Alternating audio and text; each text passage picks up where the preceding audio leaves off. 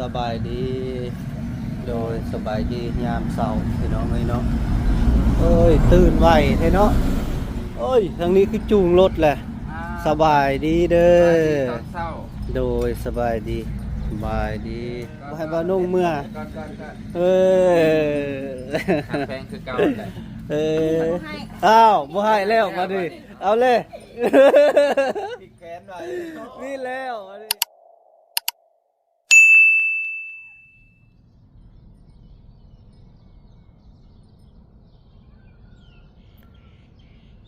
ครับทักทายสบายดีและสวัสดีเด้อสวัสดีตอนเช้าเด้อพี่น้องเด้อบ่าวแก้วเดินทางมาฮอดบ้านน้องไสฟ้าแล้วพี่น้องเอ้ยเนาะกะยินข่าวทางเบาลี่ว่ามี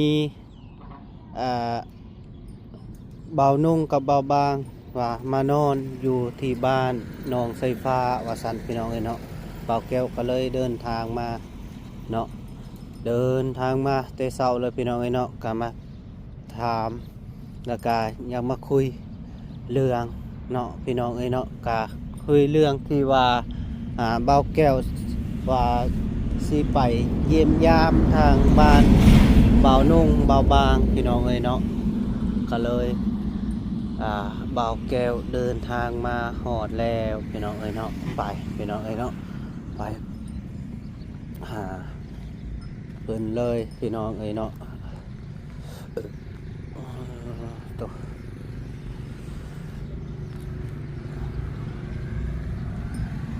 สบายดีโดยสบายดียามเช้าพี่น้องเอ้ยเนาะเอ้ยตื่นไวแท้เนาะเอ้ยทางนี้คือจูงรถแหละสบายดีเด้อโดยสบายดีสบายดีเป็นจังไดคือว่าเตรียมเครื่องเตรียมกองแล้วฮะเก็บเครื่องเก็บของตัวแรกของแกไว้สิได้เมื่อแล้วบ่นี่เอาแล้วคดีว่าสิได้อยู่นำกันเมื่อปะแหละเอาเลยภารกิจติดภารกิจหยังเด้เนาะภารกิจเร่งด่วนเร่งด่วนไอ้แก้วเช้าว่าสิเห็นกันก็สิได้มือปะกันเลยเนาะโดยโอ้ยอุกษามาแต่เช้าเนาะก็เลยเมื่อปะอีกแหละมื้อหน้าพอกันไหมมื้อหน้าพอกันใหม่ยังอีกบ่โดนบ่สิได้มาอีกบ่โดยอีกบ่โดนดอกวินมานี่มาอื่นวินมานี่มื้ออื่นเอ้ยพระสิแลนไปสวรรค์ได้นี่ได้โดยสิลงสวรรค์บ่เดินสายยาวเลย เดินสายยาวแม่นบ่เดินสายยาวบ่แม่นกลับเมื่อบ้านบ่นี่บ่สายยาวเลยสายยาวเนาะโอเคให้ทันเวลาที่สุดสายยาวกับเจ้ากับมื้ออื่นจึงไปเอา นั่นเด้มื้ออื่นสิไปเอาเพิ่นว่าตั้งใจแหละไปให้ถึงพุ่นน่ะพี่น้องเอ้ยเนาะเพิ่นกะเกียมเครื่องคองเพิ่นสิเดินทางลงสวรรค์พี่น้องเอ้ยเนาะเพราะว่าเพิ่นก็มีเวียกสิลงไปจะลงคนเดียวเหรอได้คือกันมาพี่มาถามเพิ่นบ่ลูกมาเจ้าสิเลี้ยงทางเราบางบ่เลี้ยงไว้บอกไปกินสมาธิ ลูกเป็ดไก่แล้วแพงมากไว้ขึ้นแล้วน้องสายฟ้าที่เพิ่นฝากไว้บ่เท่าใดน่ะเบิ่งเด้อนับเป็นอยู่บ่นั่งนี่ให้เพิ่นนับก่อนแม่นบ่เงินเจ้าเงินเพิ่นฝากคืออันไอรีเพิ่นก็ให้เมื่อวานนี้เท่าใดขึ้นนี่ 20,000อันนี้ก็เงินเดือนเพิ่นตัดผมนี่แหละนี่จักเท่าใดก็บ่ฮู้แต่ว่าเงินใบ50แล้วบัดนี้ตัดผม15จ่ายน้ำอีก2ตุ๊กแต่ก็บ่ฮู้ว่าเดือนเท่าใดคือสิหลายกว่านั้นโดย20,000เด้ออันนี้เงินเจ้าจากเรืออันตัดผม20,000 30 40โอ้เอา40 45นี่5,000 52โอ้52แม่นพอดีเป็น72แม่นตัดผมก็ตัดแล้ว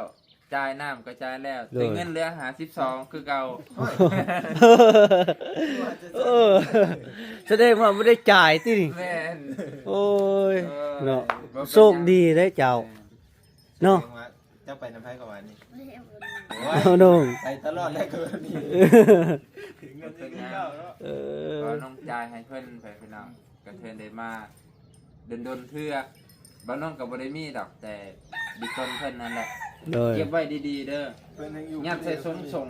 ถือประจำเลย ยัดใส่กางเกงใน เป็นได เออ ให้เบานงเมื่อบ่หรือเป็นได ป้าป้าจะมีกัน บ่ให้เมื่อ ตรงนี้ก่อนเส้นทางอ้ายนี่ประมาณ100กว่ากิโล มันมีกัน จะฟังก่อน100กว่ากิโล มันเป็นยัง ฮะบ่เป็นหยังขึ้นว่า เจ้า เป็นเทพกับฮอด ก็เบิ่งในรถอ้ายนี่จะบ่ได้ตนในบ่ มีน้องคนน้อง แม่ น้องสายฟ้าว่าซื้อให้แล้วนะคันใหม่เนาะ คนใหม่เลยเนาะ เออ โอเคไปพี่น้องก็สิได้ไปได้ปานนี้จักโมงเลยเกือบ8โมงแล้วอยาก6โมงครึ่ง6โมง30ได้30 40 เป็นไดสายฟ้า จะได้อำลาพาจากกันเด้อพี่น้องพี่เบาบอกแก้วเนาะ โดย โอกาสหน้าฟ้าใหม่จะได้พอกันอีกครั้งหนึง โดย บ่ให้เมื่อ อันนี้ก็ต้องกลับกัน โด เด้อย บ่ให้เมื่อ ดูแลตัวเอง โดย เมื่อเลยนะ อ่าเฮ้ยอายเมื่อปะแล้ว ได้ได้ โดยนะ เฮ็ดจะได้บ่นี่ มันอยู่อีก ให้อยู่บ่ อันนี้ถึงไป ตอนเพศยังไป เลย ไก่ เอา กระดอก ไก่ มันน่าสิมาเล่นใหม่ บ่ให้ไปตอนเพลง ไปตอนเพศคนละแบบพี่น้องบ่มีหมู่บ่ เด้อ เงาบ่ เงาจังติ เงากายหรือเงาใจเงาต้องร้อง เจ้าบอกกล่าวนะต้องมาปะ แบบเกิดปะมันจะมาอยู่มาเล่นสุดเศร้า โดย เราก็อยู่คนเดียวให้เข้มแข็งเนาะ โดย เข้มแข็งไว้สู้ๆนะ บ่ได้ บ่ได้ เก็บเงินยังไงดีๆเด้อ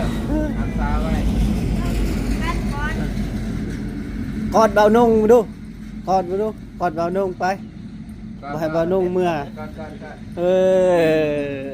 หาแพงคือเก่าแหละ เออ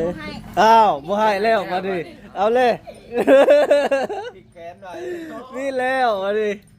บ่ให้ตัวนี้ บ่ให้เลย บ่ให้แล้ว กสิป้าไว้นี่เอาติดรถก็ได้เพราะว่าตัวนี้มันอยู่เพียเลย เฮ็ดจะได้มาดิ เอาตัวนี้ เอ้ยเอาหมวกอีก บ่เป็นหยังหมวก จองไว้เลย โจงเบิด ตำรวจบ่มี เอาตัวนี้ อ่า ไว้เลย เออ เป็นยึดไว้บ่สุ เอ้ พรรณ ย เด้อบัดนี้ หยุดไว้เลย สิได้เมื่อ เออ ว่าอะไรวะ น้องสายฟ้าหยุดไว้เลย เป็นเลิก บ่ให้อ้ายๆเพิ่นเมื่อแล้วบัดนี้ได้ โดย เออ สิได้เมื่อนี่แหละ เอาหมดเลย กลับมาเลยเออ พ่อตาพ่อโตกันไปพี่น้อง เด้อเด้อเด้อ จากเดิม เป็นไดน้องสายฟ้า เอาหมดเลย ไม่น่าสิมาใหม่ เอาหมดเลยจริงๆเลยก็บ่ให้ มาอื่นมาใหม่ได้อื่น บ่ให้บ่ จะให้ว่ามื้อนี้ เพื่อนมีนอนที่ไหนเนาะ เออ ลูกชาย มาอื่นมาให้รีบเลยนะเพิ่นกระแส มื้ออื่นมาบ่ เพื่อนมากะพ่อกันคือเก้าเด้อพอดีมาพี่เลยเนาะเลยเนาะ โดย แล้วเป็นน้ำหมอกเลยเนาะ เป็นน้ำหมอก หนาว พี่ แล้ เนี่ยว ว่าคืนเนี่ยป้าพี่เลย บ่เปลี่ยนว่าเดี๋ยวใส่ เปลี่ยนกัน ดำมากันได้ด เราให้ ำ เมื่อ เพื่อนมากันเพื่อน เขารบกวนด้วยนี่ เอาเลยเหยียบขี้ไก่เลยทางนี้เว้ยโอ้โอ้บ่ได้เรื่องแล้วแบบนี้นะเหยียบพดขี้ไก่ มาเมื่อน่ะ เออ เมื่อน่ะสิมาจะ เดินทางปลอดภัยเด้อเด้อ เข้าแต่เช้าเด้อเด้อ เขาตายเลยเด้อสิ จะเอ๊ ใช่ ป่วยเมื่อ เอ้าไวเมื่อแล้วกอด ไปเมื่อน้ำกันปะ โอ้ย เมื่ ก อ อด นำกันนะ ได้แล้วบัดนี้ตายเบาหนุ่ม กันเนาะ แม่ เอ้ยน้องไวเมื่อแล้วบัดนี้ อ เฮ็ดจังไดบัดนี้เพิ่นสิเฮ็ดให้ใจหวันไหวแท้ วันไวเนาะเปลี่ยนใจเลยกีนี่ว่าให้เมื่อ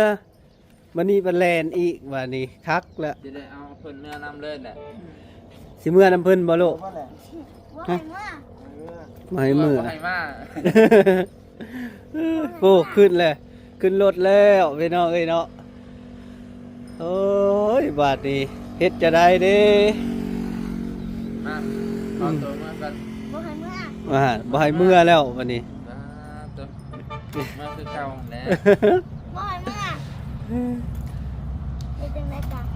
มื้อสิมาใหม่บ่ยาก ว่าไงว่า เพิ่นบ่ให้เมื่อแล้ว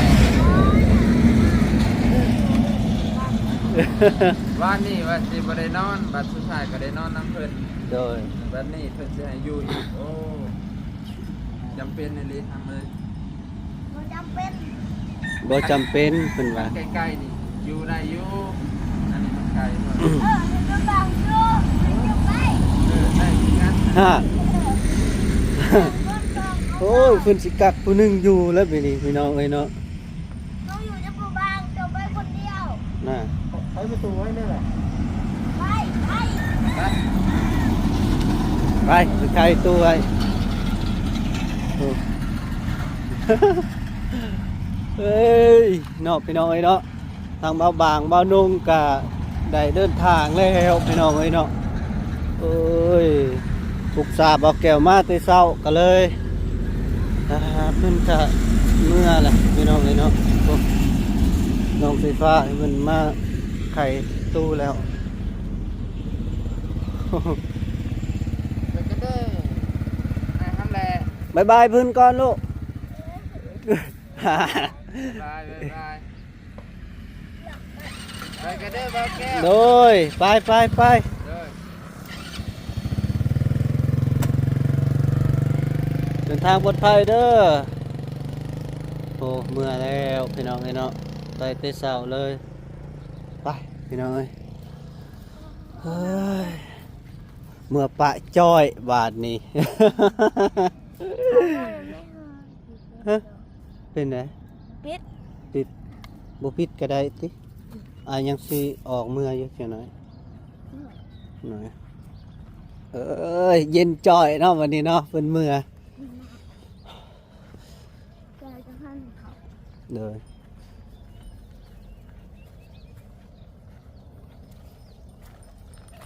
นอนมันมือบ่บ่ ฮะ คือนอนคืนนี้บ่นอนน้ำเจ้า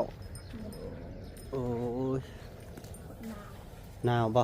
หอนก็จนเปียกงาหมอกเลย อ้าว จะเบิ่งหอนจนสุ่มมาเลยเด็ด ซุ่มเบิดบ่ โน่น ใช้ยินข่าวเจะได้กบอยู่ใช้กบเจ้าก บมันหายเลย หายละ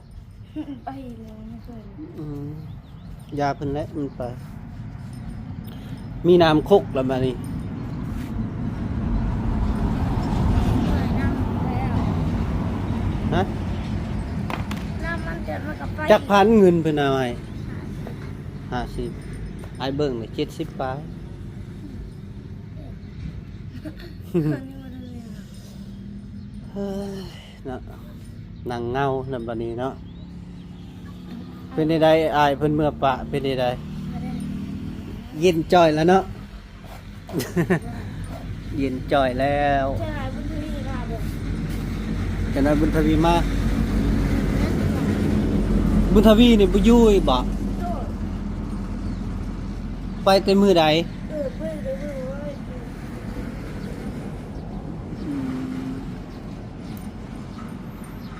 ไปเรื่อยเนาะปะน้องนอนผู้เดียว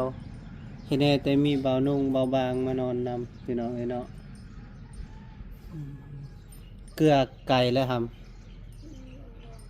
ฮะ ไก่เกลือแล้วก็เศร้า แม่นบ่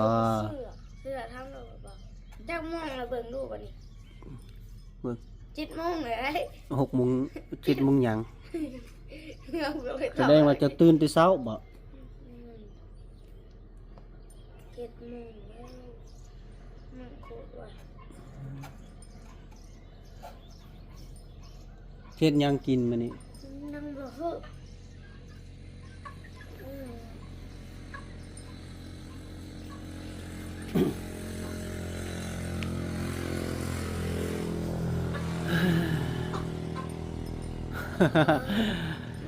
ไปพิงไฟไปพิงแดดไปบ่ไหวที่นี่คือหนาวรถอายก็จอดอันนี้เลยเสา เรา ย่านเขาเอาไป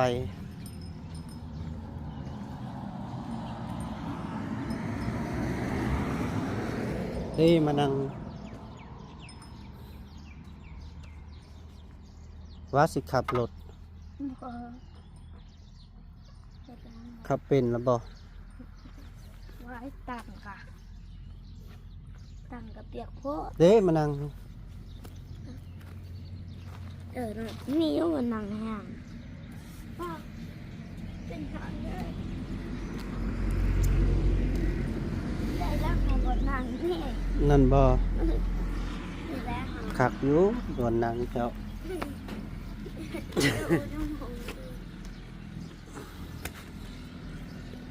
ดำ เรากินแดดน้ำเจ้า อย่าบังเจ้านายนั่ง ไปแล้วไปแล้ว น่าได้ไปแล้ว เห็นว่าเจ้านายนั่ง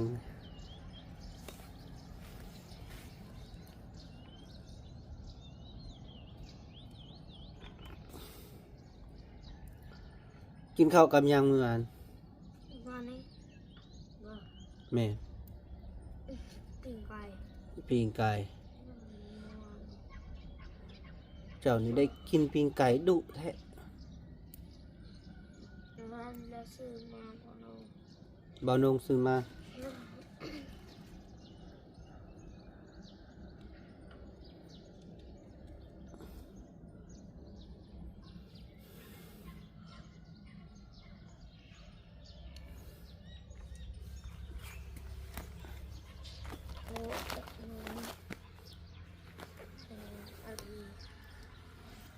โอเคน้องไฟฟ้านั่งเงาไปน้องเอ้ยเนาะเบานุ่งก็บ่าวางเมื่อปะเลยนั่งเงาผู้เดียวเฮ้ยเอ้ยแล้ว สัตว์ ตะกะบาปืนเนาะขาดความอบอุ่นแล้ว ตะกี้ผมมันยากกว่านี้เขาบอกจะใส่ซับ ไปตัดผมอีกบ่ ว่านนี่ เมื่อวานนี่หล่ออยู่ติปีนงอนมาพี่บ่รู้สิเบิ่งฟ้าเตอส่งบับ มันอยากได้มันสา เท่าใดเขาเอานำ 15,000เด็กน้อย เลย ผู้ใหญ่เท่าใด บอกว่า สาว พี่มันน้องจัดกี่ตัวนะ อืม 30น้องแม่แหละ30น้องกัดคือไง ผู้ใหญ่30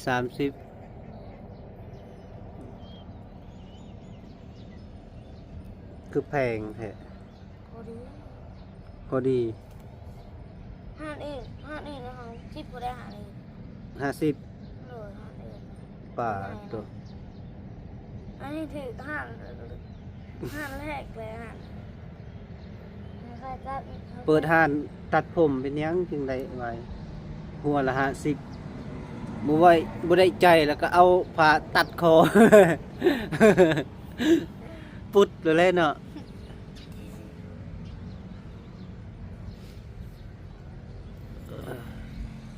เงาบ่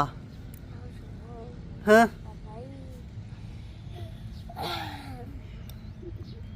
นั่งกินฮอดบ่บางเอ้ยก็ว่าจบดีคิดฮอดก็คิดฮอด เบิ่งไม้ลูกโมงชั่วโมงละเบิ่งไม้ลูก อ้าวเคี่ยวเบิ่งแต่โมงเว้ย7 โมง 7 โมงได้จังได๋จะเบิ่งของเรานี่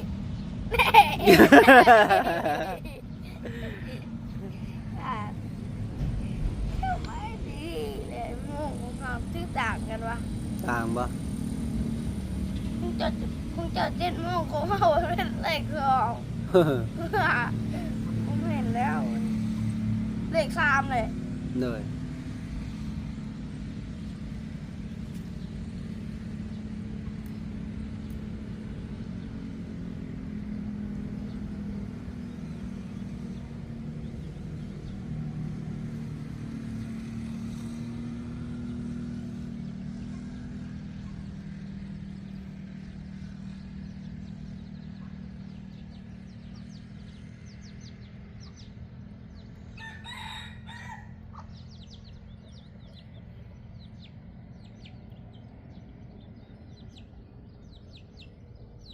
นานี่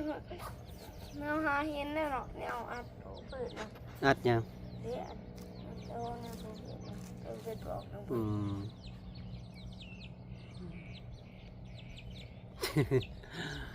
เอาไอ้สิเมื่อปะแล้วเด้อบัดนี้เด้อนั่งเงาแล้วพอดีเลยเอ้าพี่น้องเนาะบ่าวแก้วก็